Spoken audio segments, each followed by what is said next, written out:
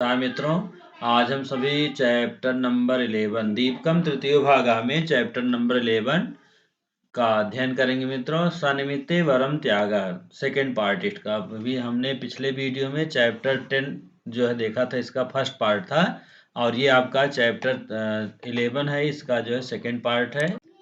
वीरवर नाम कश्चित राजपुरुषा राज्ञा शूद्र का सेवक रूपेण नियुक्त। मित्रों आपने देखा था पहले पार्ट में कि वीरवर जो है राजा शूद्रक के यहाँ सेवा कार्य में नियुक्त हो जाता है। ठीक है, उसके आगे से यहाँ पर है वीरवर नाम कश्चित राजपुरुषा राज्ञ शूद्र का सेवक रूपेण नियुक्त। वीरवर नामक कोई राजपुरुष महाराज शूद्रक के सेवा कार्य में नियुक्त होता है। तस्मै वेतनम सुवर्ण शत चतुष्टयम दिए। उसके वेतन के लिए वह 400 स्वर्ण मुद्राएं देता था। प्राप्त वेतनश अर्धम सा देव कार्य नियोजित। जब वेतन मिलता था तो वह जो आधा वेतन देव कार्य नियोजित देव कार्य में लगा देता था मित्रों। एक चतुर्थांश दरिद्रेभ्य बंटित और 1/4 जो है दरिद्रों में देता था, गरीबों में दान बांट देता था। अवशिष्टम चा एक चतुर्थांश स्वपत्न्या हस्ते अर्पित। और जो बचता था 1/4 वह जो है अपनी पत्नी के हाथों में रख देता था खर्च चलाने के लिए।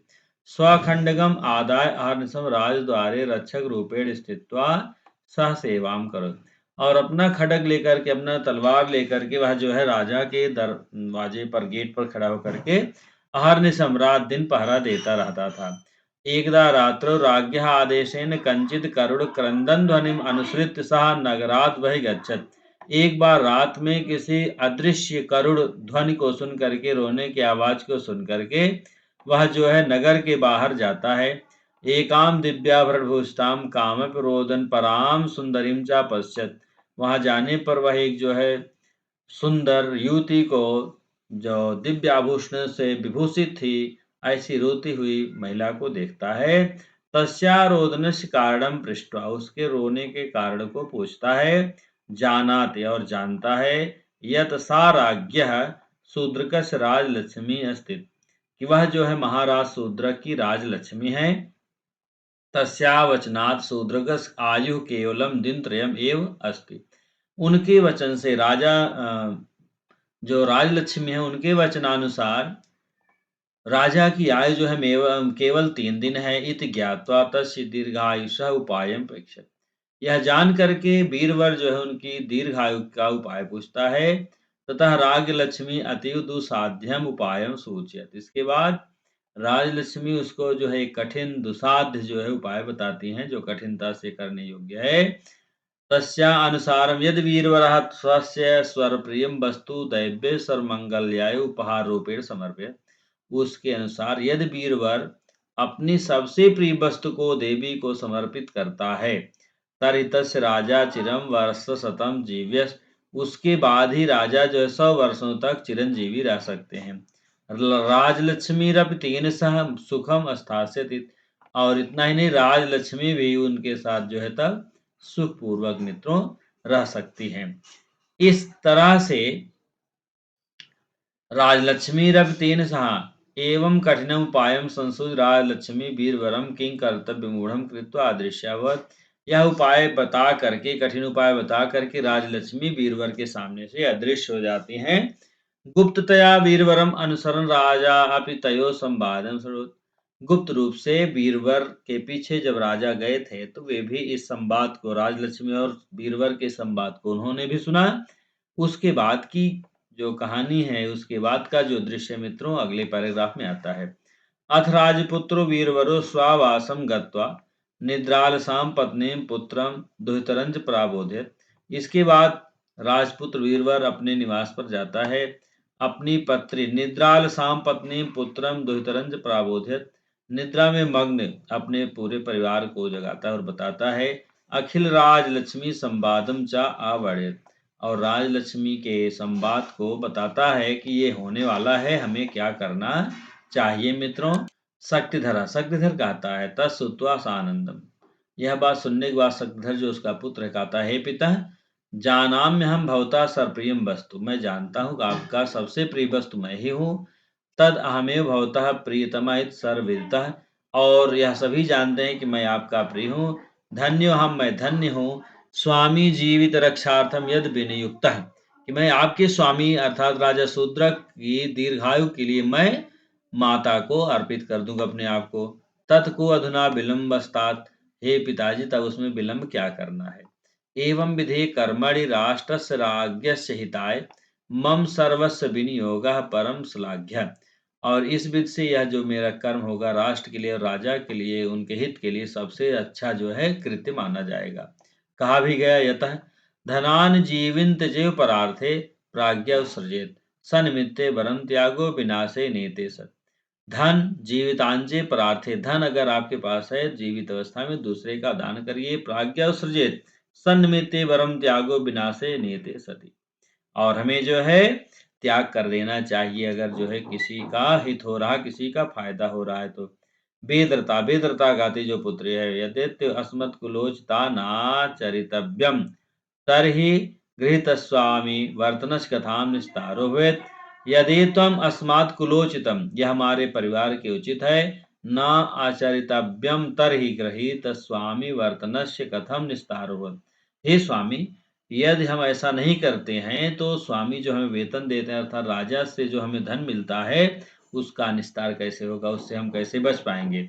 वीरवती कहती है धन्याहम यस्या ईदृशो जनको भ्राता च, वीरवती कहती है कि हमारे पास इस तरह से भाई हैं और हमारे पिता हैं। तद कथम विलंब्यते, तो हमें विलंब क्यों करना चाहिए। ऐसे इस तरह से गृहस्थ स्वामी वर्तनस निस्तारस्य उपाय, अब घर में ये उपाय जो है निस्तारित हो गया अर्थात उपाय समझ में आ गया।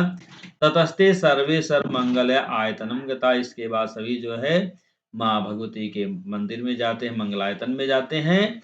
वहां वीरवर देवी पूजा विधाय, वीरवर जो है देवी की पूजा करता है। भगवत प्रसिद्ध बेताम महाराज शूद्र का, हे माँ भगवती आप प्रसन्न हो, महाराज शूद्रक को जो है दीर्घायु दें, मदत उपहार और मेरे उपहार को स्वीकार करो। वीरवर कहता है स्वागतम कृतो मया गृहीत स्वामी वर्तनस्य निस्तारो स्वापुत्र समर्पणेन, मैं अपने पुत्र को आपको समर्पित कर रहा हूँ माँ, और मेरे राजा को दीर्घायु दें और आप राजलक्ष्मी बनी रहे। अधुना पुत्र वियुक्त में जीवनम निष्फलम, और मेरे पुत्र के चले जाने से मेरा जीवन निष्फल हो जाएगा। तथा सा आत्मानपि दैव्य समर्पितवान, और अपने आप को देवी माँ को समर्पित करता है। ततस्त पतस्न्या दुहित्रा चा तदेवाचरितम, और ठीक उसी का अनुकरण जो उसकी पत्नी और पुत्री भी करती हैं।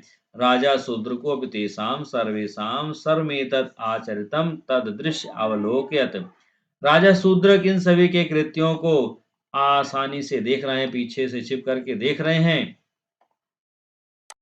ततवसो विचिंतताम, इसके बाद विचार करते हैं। जायन्ति चा म्रियन्ति चा मादृशा क्षुद्र जंतवः, मेरे समान, राजा शूद्रक विचार करते हैं कि मेरे समान लोग जन्म लेते हैं और मरते हैं, क्षुद्र जीव। अनेन सदृश लोके ना भूतो ना भविष्य, लेकिन इस जैसे वीरवर जैसे लोग जो है इस संसार में ना तो हुए हैं और ना अब होंगे। तदेद परित्यक्तेन मम राज्य नाभ किम प्रयोजनम, इनको छोड़ देने से मेरे राज्य का ही क्या प्रयोजन रहेगा। देवी प्रकटयन, हे माता, देवी प्रकट होते हैं, हे माता, हे माँ, सर्वमंगले गृहाण में सभी मंगल कामनाओं के लिए मुझे ग्रहण करिए। सर्वस्वम निष्ठम में राज्यम ना चा जीवितम वा, मेरा राज्य और मैं आप आपके बिना कैसे रह पाऊंगा। राजा ने कहा हे माता, सर्वमंगल सबके कल्याण के लिए, गृहाण में सर्वस्व मेरा सब कुछ ले लीजिए। नेष्टम में राज्यम नाचा जीवितम वा, मैं इस राज्य और स्वयं को अब मैं जीवित नहीं रखना चाहता हूँ, अर्थात मैं जो है अब जो है धन्य धन्य हो गया आपके दर्शन पा करके। देवी तथा प्रत्यक्षी भूतया भगवत्या सर्वमंगल राज्ञ करम धृत्वा, अब इसके बाद देवी प्रत्यक्ष रूप से प्रकट होती हैं और सर्व मंगल के लिए, सब कामनाओं के लिए जो है राजा का हाथ धारण करती हैं। वत्स, हे पुत्र, प्रसन्ना भवामि, मैं प्रसन्न हुई। त्वयि अलम साहसेन, तुम्हारे साहस से मैं प्रसन्न हुई। नेदानीम राजभंगस्ते भविष्यत, अब जो है आपका राज्य जो है भंग नहीं होगा, अर्थात मैं आपके राज्य में रहूंगी। राजा साष्टांगम प्रणिपत्य, राजा साष्टांग प्रणाम करते हैं माँ भगवती को। ना मे प्रयोजनम राज्येन जीवितेन वा, मेरे यहाँ राज्य में रहने और जीवित रहने से कोई मतलब नहीं। यदि मई कृपा भगवत्या जाता, यदि मेरे ऊपर से आपकी कृपा चली जाएगी माँ, तदा ममायु शेषेणा प्रत्यावर्तयत राजपुत्रो वीरवरः सह पुत्रेण पत्न्या दुहित्रा च, तदा मम आयु, तब मेरी आयु शेषेणाप जो शेष आयु है प्रत्यावर्तित लौटा दीजिए, राजपुत्रो वीरवर, राजपुत्र वीरवर और उसके पुत्र पत्नी के लिए, अन्यथा नहीं तो मया यथा प्राप्ता गतिर्गंतव्या जगदम्ब, हे मां मुझे जैसी गति प्राप्त होनी है वह होती रहे। देवी ने कहा, वत्स हे पुत्र, अनेन ते सत्तोत्कर्षेण भृत्यवात्सल्येन च परमं प्रीतास्मि, मैं तुम्हारे भृत्य प्रेम से, सेवक प्रेम से प्रसन्न हुई। तद गच्छ, जाओ, विजयी भव, तुम विजयी हो। अयमपि सपरिवारो जयतु राजपुत्र आदर्शतो वीरवरः, और यह जो वीरवर है यह भी अपने परिवार के सहित जाए, मैं प्रसन्न हुई। आदर्श है यह जो वीरवर है। ततो देवीम गता दर्शनम, अब देवी अदृश्य हो जाती हैं। ततो वीरवरा सा परिवारो सानंदम स्वागृहम गता, इसके बाद वीरवर जो अपने परिवार के साथ आनंद पूर्वक घर आता है। नृपतिरप सर्वेशा मादृश्य स्वप्रसादम प्राविशत, नृपतिरप, नृपति भी, राजा भी, सर्वेशा मादृश्य, सभी के चले जाने पर राजा भी अपने घर पर जाते हैं। अन्येदु वीरवरो अपि पुनः द्वार सेवा निरतो अभवत्, इसके बाद पुनः जो है वीरवर सेवा कार्य में लग गया। राजा तम वीक्षिका वार्ता राजपुत, राजा उसको देख करके पूछते हैं, क्या बात है राजपुत्र। वीरवर देव, सारोदन परा नारी मद दर्शनात् दृश्याम गता, वीरवर ने कहा, देव वह रोती हुई नारी मद दर्शनाद दृश्यताम गता, मुझे दर्शन देकर अदृश्य हो गई। न ही कापि वार्ता अन्य स्वामिन, अब उसकी कोई बात नहीं स्वामी। ततः परमाम प्रीतिम गतो महीपतिस्तस्मै प्रायच्छत, ततः परमाम प्रीतिम, उनकी परम प्रीति आपको प्राप्त हुई। प्रायच्छत समग्र करडाट प्रदेशम राजपुत्राय वीरवरः, संपूर्ण करनाटक प्रदेश में, कर्नाटक प्रदेश में राजपूत वीरवर जो है प्रसिद्ध हो गया। मित्रों, इस तरह से हमने इस पाठ को पढ़ लिया।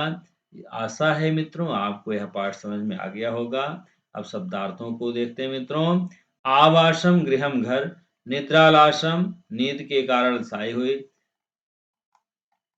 दोहितरम बेटे, स्वर्णयत वर्णन किया, सानंदम प्रसन्नता के साथ, आह कहा, विनियोग नियुक्त हुआ, परम श्लाघ्य परम प्रशंसा के योग्य, परम श्लाघनीय, उत्सृजित त्यागना चाहिए, सनिमित्ते बहुत अच्छा कारण होने पर, वरम प्रशंसनीय श्रेष्ठ, ब्रवीति वदत कहता है सेज, आचरितव्यम आचरण करना,